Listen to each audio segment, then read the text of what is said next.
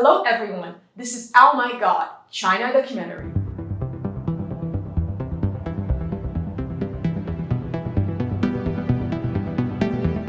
The Chinese have been warring the world again. This includes causing conflict with other countries in the South China Sea and the Pacific, while also flirting with Russia and secretly providing geospatial information to Russia to facilitate their war efforts in Ukraine.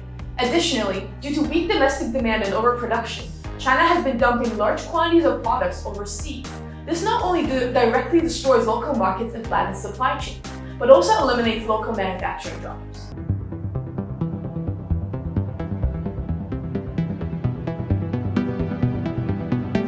So how exactly are the Chinese causing chaos in the US recently, worrying not only the public but also the officials? In late March, a Chinese illegal immigrant trespassed onto a Marine Corps base. He not only ignored the security guard's request to leave, but also accelerated his vehicle and drove deep into the base, forcing the military to deploy more personnel to arrest him.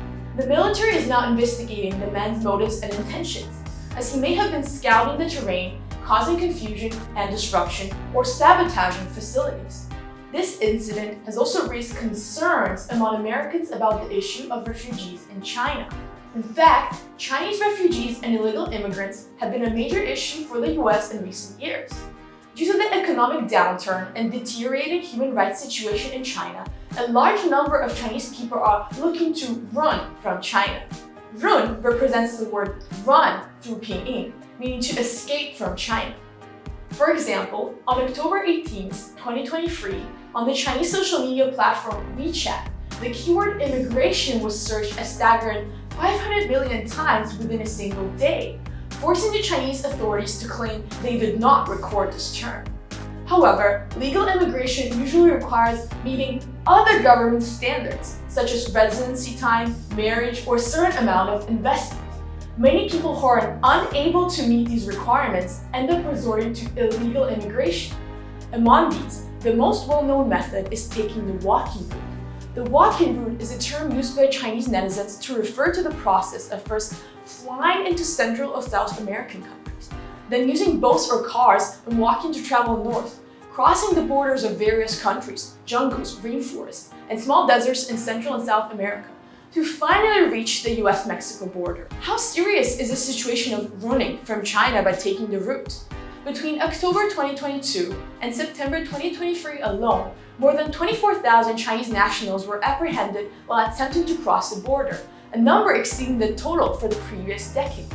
According to data from the US Customs and Border Protection, the number of Chinese immigrants attempting to cross the southern border into the US reached 5,980 in December 2023. Compared to 950 in the same period of 2022, it is more than six-fold increase. After entering the US, these Chinese individuals quickly integrate into local Chinese communities, becoming part of Chinatowns. This population growth also begins to put pressure on local communities, including economic insecurity, language barriers, and cultural differences.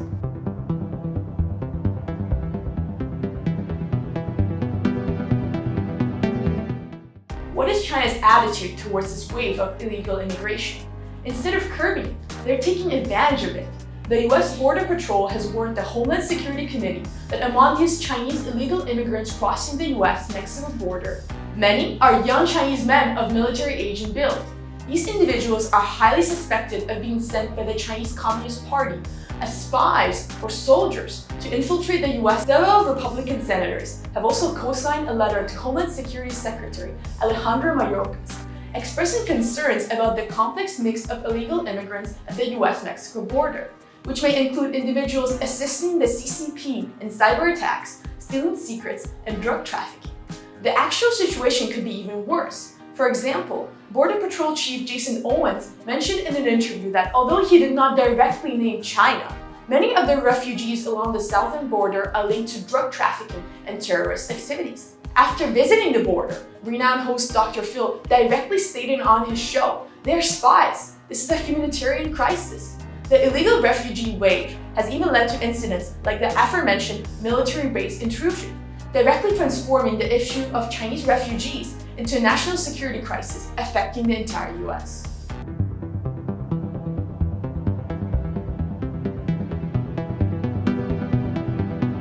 China is not only sending a large number of poor Chinese people and highly skilled Chinese spies into the US, but also the drug fentanyl.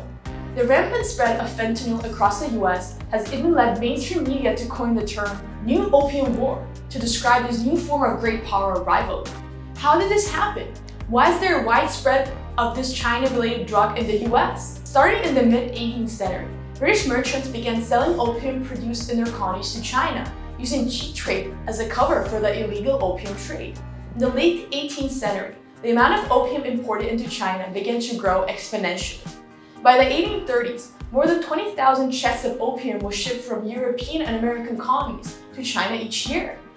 The severe opium addiction not only caused a decline in the labor force, but also led to a significant loss of foreign exchange for China, forcing the Chinese government to enact anti-smoking laws and even fight a war with Britain in the name of opium. The consecutive defeats and subsequent treaty signings forced China to abandon its original tribute trade system and join the global market trade. China, with its vast human resources and low production costs, rose to become the world's factor.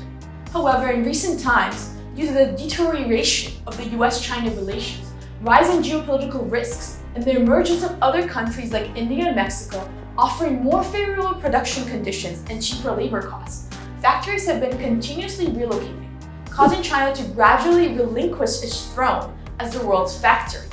However, China has not given up on using manufacturing to influence the US. They have turned their attention to fentanyl, hoping by utilizing this new potent and easily accessible product to once again profit from Americans. As a result, they have formed an alliance with Mexico, utilizing Mexican factories and drug trafficking networks to sell large quantities of fentanyl into the US in exchange for substantial profits. A report by the Drug Enforcement Administration confirms this, stating that at least 90% of fentanyl production is linked to China.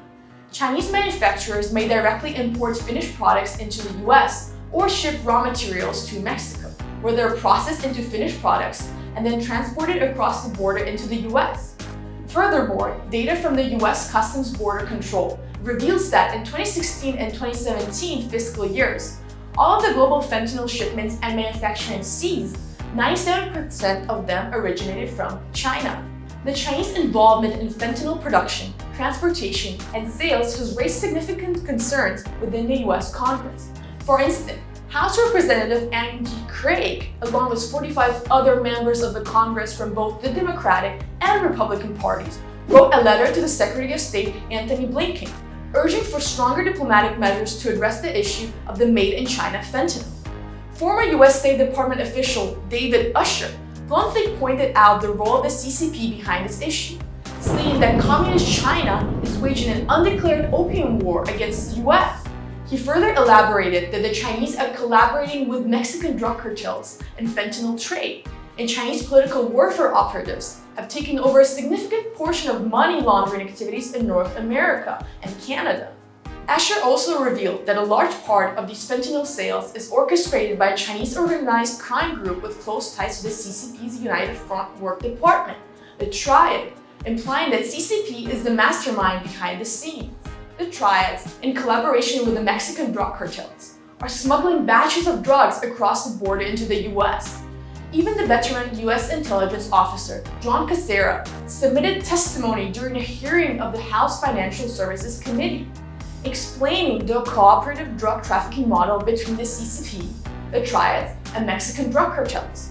They utilize various payment methods to enhance sales flexibility and make it more challenging to investigate and track financial flows.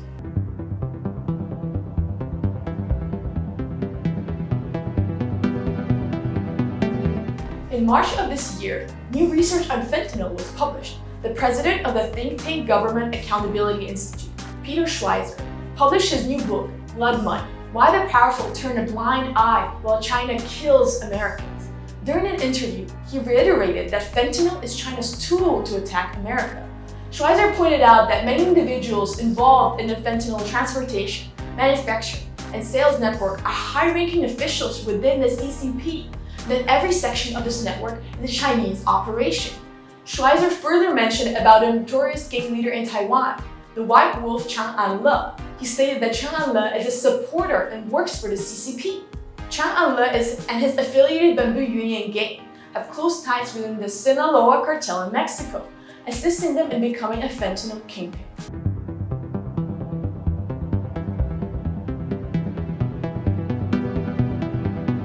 So how severe is the fentanyl abuse situation across the US? In reality, this issue has caused severe headaches for numerous local leaders, lawmakers, and officials.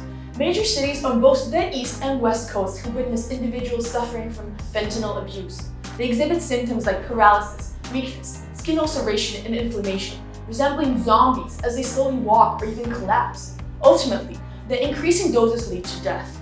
For instance, recently in both San Francisco and Portland, local leaders have had to resort to new legal measures to address the fentanyl abuse crisis. In Oregon, where Portland is located, drug overdose deaths have skyrocketed by 533% from 2018 to 2022.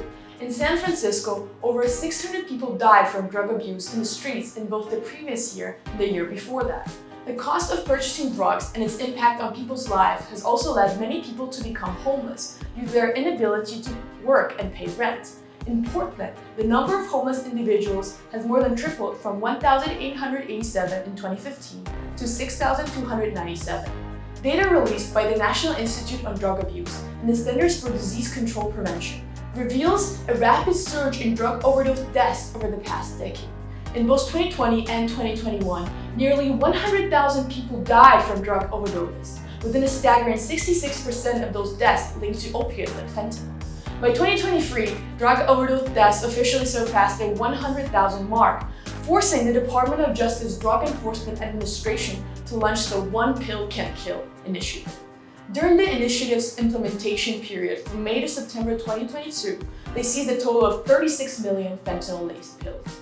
The severe drug abuse problem has put both the previous and the current US presidents on a high alert. In 2017, the US declared a public health emergency to address the opiate crisis, including fentanyl abuse. During President Biden's term, Secretary of State Antony Blinken also discussed with Chinese officials in mid-2023 about resolving the issue of fentanyl trafficking. President Biden, during the Biden-Xi summit, even personally addressed the issue of cooperation in combating fentanyl smuggling and distribution with Chinese officials. The man in China to address and regulate fentanyl issue is undoubtedly the right direction. As mentioned earlier, various reports have identified Chinese Communist Party as the primary source behind the scenes, orchestrating the sale of fentanyl overseas and influencing the US. This operation was initially condoned or even directly instructed by the CCP's United Front Work Department. While China outwardly discusses cooperation, they secretly hope that more and more Americans will become addicted to fentanyl.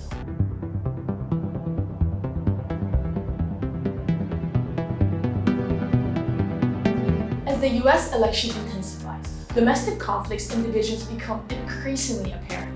In addition to utilizing AI-generated content to continuously sow discord, the Chinese Communist Party also leverages refugees and drugs as tools to influence the US. The issue of us accepting refugees is a common point of contention in Western countries, and the CCP can exploit this opportunity to send physically fit and skilled agents to the US for undercover operations and sabotage. Drug abuse not only allows the CCP to reap enormous profits, but also fuels public dissatisfaction with the ruling party and even undermines people's faith in democratic systems. A divided and chaotic US and Western world is exactly what Xi Jinping desires. When other countries are embroiled in turmoil, they naturally become less focused on China and the Far East, making it easier for China to exploit vulnerabilities of the less powerful. We need to be aware of this and discern the Chinese Communist Party's role behind these issues in order to respond effectively. We are Oh My God, posting videos every month on issues about China. If you like our video, please hit like and subscribe and follow us on all our social media. Bye bye!